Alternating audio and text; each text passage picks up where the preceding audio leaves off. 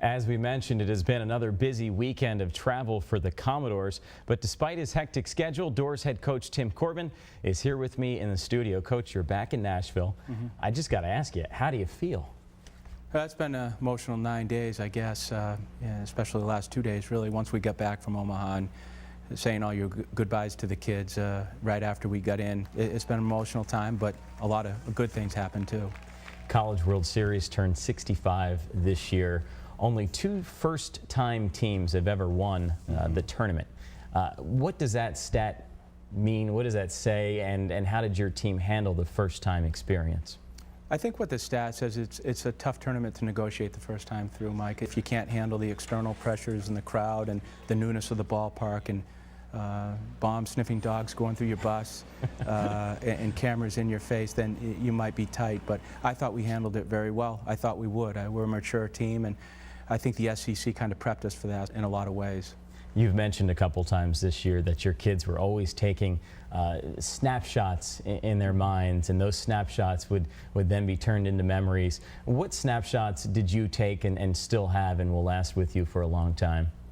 I think the snapshot that means the most to me was a celebration after we beat Oregon State, because I think that was a celebratory moment in which we had finally gotten to a place that we had dreamed about so many times.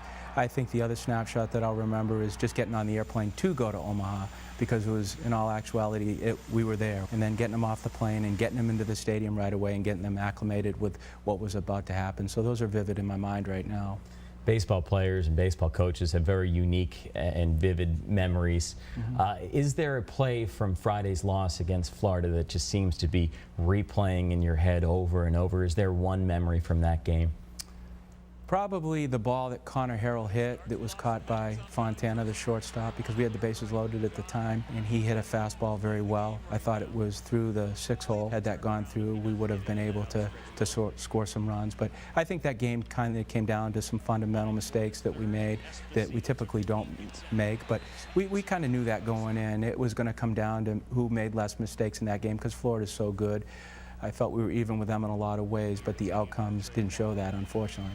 Two very even teams, a lot of even games when you played Florida this year. If you could go back to Friday's game and change one thing, what would you change? Oh, I don't know if I'd change anything so much. I thought the kids were loose. I don't think anyone thought we were going to lose that game. I knew it. I knew we were going to win. When we tied it up 4-4, I thought we were going to win it. Once we got into the 8th inning, Sonny Gray wanted the ball again. I think it was one of those moments where you're either going to fight him for the ball and actually take it away, or let him have it and he wanted it. I think at that point he knew we were going to win the game, and he wanted to be the guy standing on the mound. My last question, you have a tremendous bond with all the players on your team, a very special relationship with so many of them. Take us back to that last speech, whether it was in the locker room or on the bus. What did you tell the kids right after that game? Well, it was about an hour after the game, and I just told them we would meet up in the 2nd floor of the hotel, and I knew that I wanted them to spend the rest of the evening with their parents and with their friends, because that was important. They spent a lot of money to go out there and see them. My first line to them was, "This is going to be tough." And it was.